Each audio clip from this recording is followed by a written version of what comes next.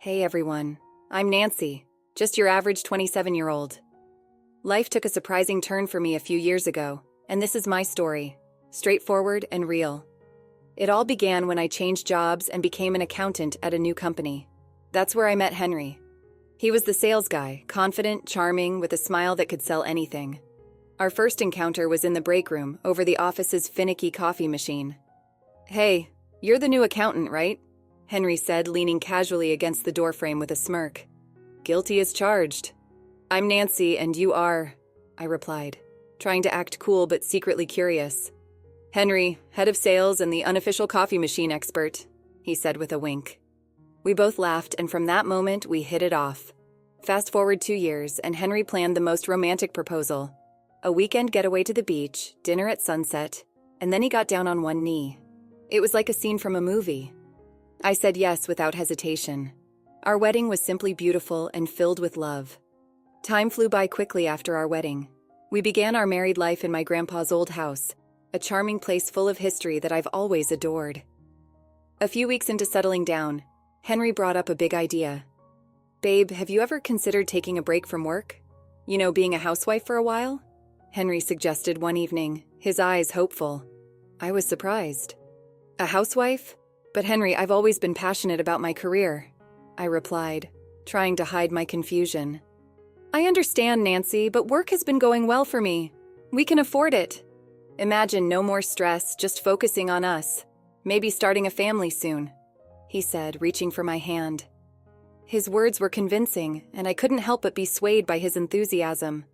So, against my better judgment, I agreed. Why not shake things up a bit, right? The first few weeks were exciting. I finally had time for gardening, reading, and trying new recipes. Henry would come home to a clean house and dinner on the table. We spent our evenings making plans and laughing. It felt like an extended honeymoon phase. But as time passed, I began to feel restless. I missed the challenges of my job and the satisfaction of solving complex problems. I even missed the annoying buzz of my office phone. Still, I brushed those feelings aside, telling myself it was just an adjustment period. Then things started to change. Slowly, Henry's compliments about the house or dinner turned into expectations. If dinner was late or the house wasn't perfectly tidy, he'd make comments that hurt more than I wanted to admit. I felt less like a partner and more like a live-in maid. I called my best friend Maria to talk about it. "I feel like I'm losing a bit of myself, I confided in her. "You're a firecracker, Nancy. Don't let this housewife gig douse your spark," Maria encouraged, her voice a mix of concern and support. Maria had a good point. I've always prided myself on being independent and making my way. Now I felt lost in a role I never imagined playing. After settling into this housewife routine, I thought I had everything figured out. But I was mistaken. One evening, Henry dropped a bombshell that turned everything upside down. He came home looking serious, which was unusual. "Nancy, we need to talk," he began, not even taking off his coat. "What's up? You look like you've seen a ghost," I joked, trying to lighten the mood. "It's my folks. Their apartment is getting renovated and they need a place to crash for a couple of weeks," Henry said, avoiding eye contact. "A couple of weeks? Here?" "But yeah, it's just for a short while. It won't be too bad," he assured me. I sighed reluctantly. "Okay, but they need to respect our space, Henry." "Of course they will. Thanks, babe, you're the best." Fast forward a few days, and Henry's parents, Bob and Julie, arrived. It was chaos. Bags, boxes, even furniture. They brought everything but the kitchen sink. "Nancy, dear, make room. We've got a lot of stuff," Julie said, barging in with a box that seemed to contain her entire life. Bob followed, struggling with a huge armchair. "Hope you don't mind us bringing some comforts from home," he grunted as he squeezed it through the door. Our cozy home turned into a storage unit overnight. Everywhere I looked, there were their belongings. It was overwhelming, to say the least, but that was just the beginning. Bob and Julie wasted no time settling in. Bob took over the TV, flipping channels like he owned the place. Julie started rearranging my kitchen. "Julie, what are you doing?" I asked, trying to stay calm.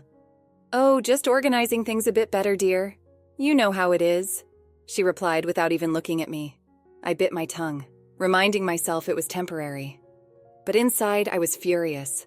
This was my home, and they were treating it like their vacation house. Then came the dinner disaster. I made a healthy salad and grilled chicken, my usual fare, but Julie looked at her plate like I'd served her grass.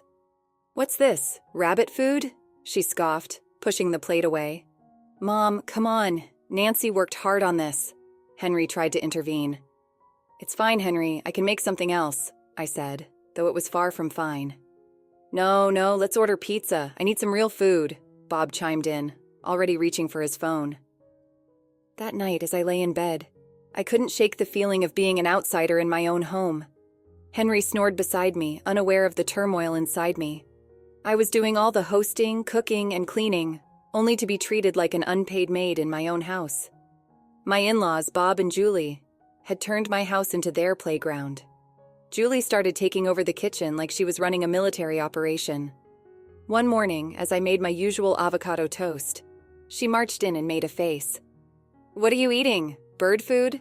She snorted, rummaging through the fridge. "It's avocado toast, Julie. It's healthy," I replied, trying to stay calm. Healthy. You need some real food, girl. Here, let me make you some eggs and bacon," she said, pushing me aside. I stood there fuming as she took over my breakfast. It was clear she didn't respect my choices or my space. Then there was Bob. He had turned our living room into his lounge. One evening, I wanted to watch my favorite show, but Bob was sprawled on the couch watching some loud action movie. "Bob, do you mind if I watch my show? It's the season finale tonight," I asked, holding the remote. "No can do, Nancy. I'm watching this. Find something else to do," he replied without even looking my way. I couldn't believe it, feeling like a stranger in my living room. I stormed off, but the real kicker came a few days later. I found Julie rearranging my closet. My closet? "Julie, that's my stuff," I yelled, losing my temper. "Oh, relax, Nancy. I'm just making some space for our things. You've got too much junk here anyway," she said, tossing my clothes aside. That's when Henry walked in. "What's all the yelling about?" he asked, looking at me, then to his mother. "Your mother is going through my things. That's what's wrong," I snapped. "Mom, maybe you should ask Nancy before moving her stuff," Henry said, but his tone was half-hearted. Fine, I was just trying to help," Julie huffed, leaving the room. Henry turned to me. "Nancy, can't you just let it go? They're just trying to fit in." "They're taking over, Henry. This is our home, not theirs," I said, my voice rising. Henry sighed. "Just bear with it a bit longer, okay?" I felt so alone in that moment. My home didn't feel like mine anymore, and it seemed like Henry was more on their side than mine. The situation in my house was already pretty tense, but what happened next really pushed me over the edge. One day, I noticed my bank card was missing. Panic mode kicked in. I tore the house apart looking for it, only to find it in the most unexpected place, Julie's purse. I confronted her immediately. "Julie, why do you have my bank card?" She just shrugged. "Oh, I needed to pick up a few things and didn't have cash on me. I didn't think it would be a big deal." "A big deal?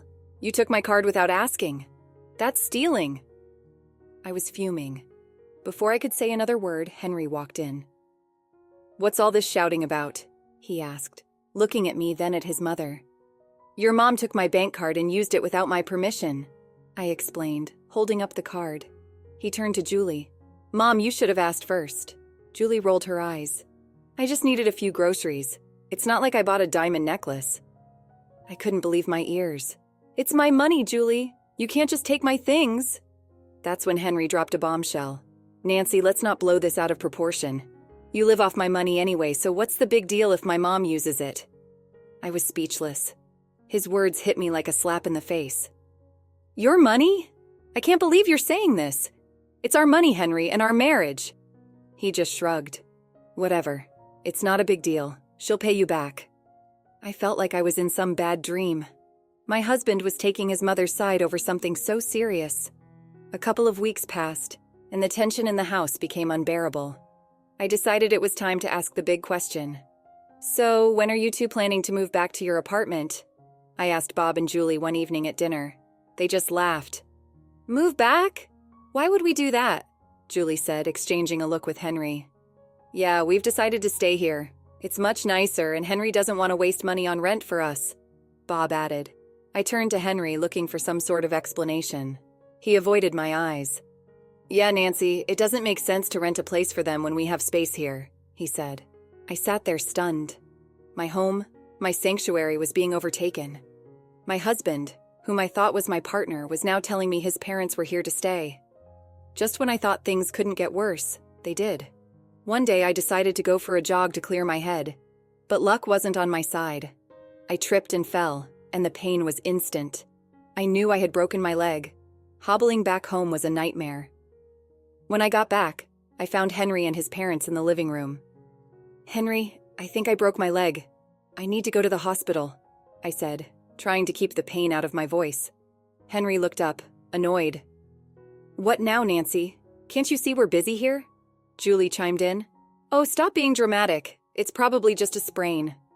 "No, it hurts. I need help," I insisted, feeling the room spin from the pain. Bob scoffed. "At your age, you shouldn't be running around like a teenager. Serves you right." I couldn't believe what I was hearing. "I'm in pain here. Can't any of you see that?" Henry finally got up, his expression more of an inconvenience than concern. "Fine, I'll take you. But this better not be simply to get out of housework." At the hospital, it was confirmed. A broken leg. The next few weeks were hell. I was stuck at home on crutches, unable to do much. You'd think my husband and his parents would help, right? Wrong. They acted as if nothing had changed. I was still expected to cook and clean. One day, I was trying to make lunch, balancing on my crutches. Julie walked in and saw me struggling.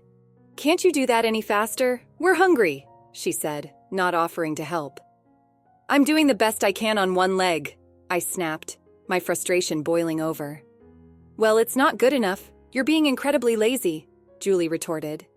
That's when Henry walked in. "What's going on here?" he asked, looking at me and then at his mother. "Your wife is taking forever to make lunch. It's like she's using her injury as an excuse," Julie complained. Henry sighed. "Nancy, can't you just try a bit harder? We're all hungry here."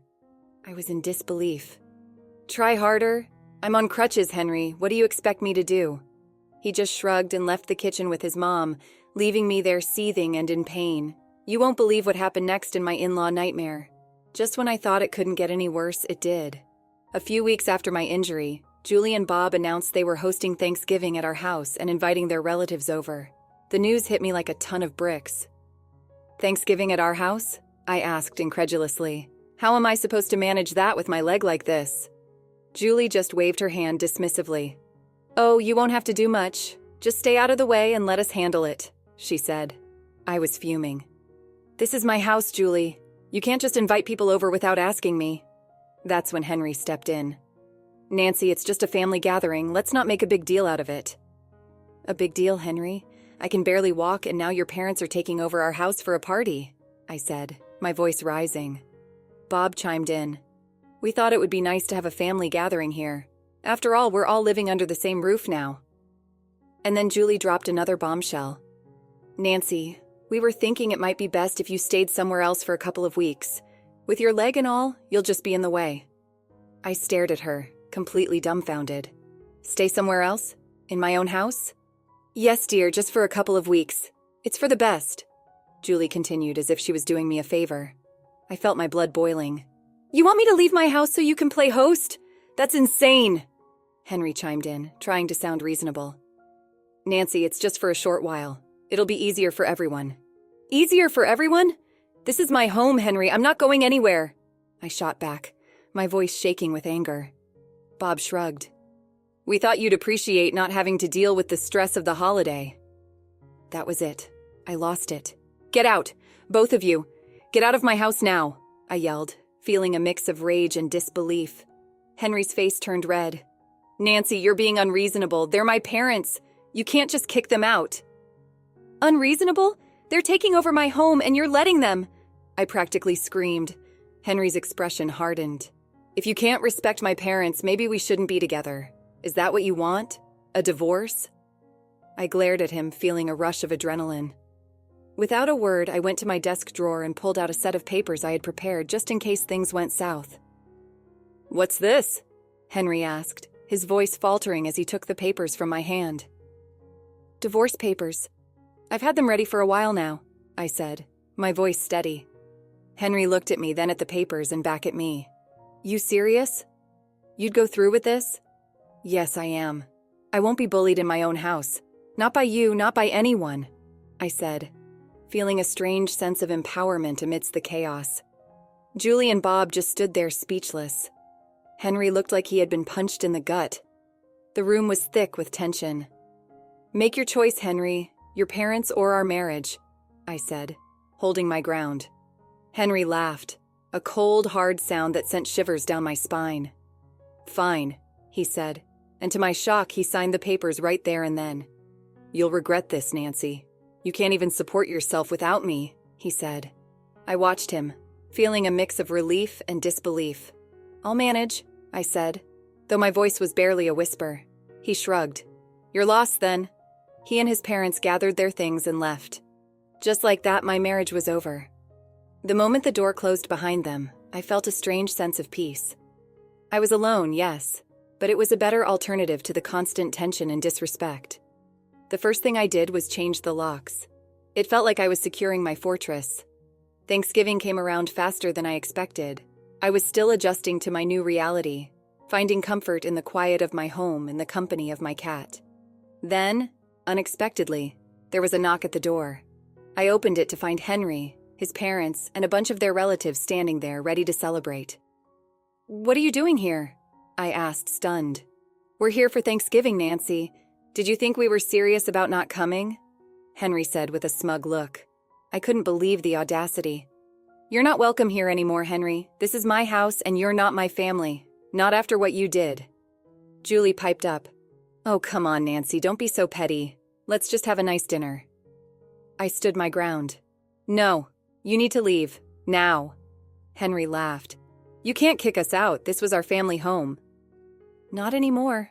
I changed the locks, Henry. You gave up any right to this house when you signed those papers, I said, feeling a surge of empowerment. There was a moment of silence. Then Henry's face turned red with anger. Fine, have it your way, he said, and they all turned and left. After the Thanksgiving showdown, I started to rebuild my life. And let me tell you, it wasn't easy, but it was mine. A few weeks after Henry and his family left for good, I was sitting in my quiet, peaceful living room when my best friend Maria dropped by. Hey, Nancy, how are you holding up? Maria asked as she walked in, her eyes scanning the room. Better than I expected, actually, I replied, offering her a smile. Maria sat down, looking at me closely. You seem different, stronger somehow, I chuckled. Yeah, I guess getting rid of dead weight does that to you. We both laughed, and at that moment, I felt lighter than I had in months. But seriously, what's next for you, Nancy? Maria asked, her tone shifting to something more serious. I took a deep breath. I'm going back to work. I've already started looking for accounting jobs. I'm not going to lie, it's a bit scary, but it's time to get back on my feet. Maria nodded. That's the spirit. You were always the smartest one at the office. They'll be lucky to have you back. Her words encouraged me a lot and gave me the boost I needed. I was ready to face the world again, on my terms. The next few weeks were a whirlwind of job interviews and getting my life back on track. I landed a great position at a local firm, and for the first time in a long while, I was excited about the future. My home was mine again. My life was mine again. I had faced the worst and come out stronger.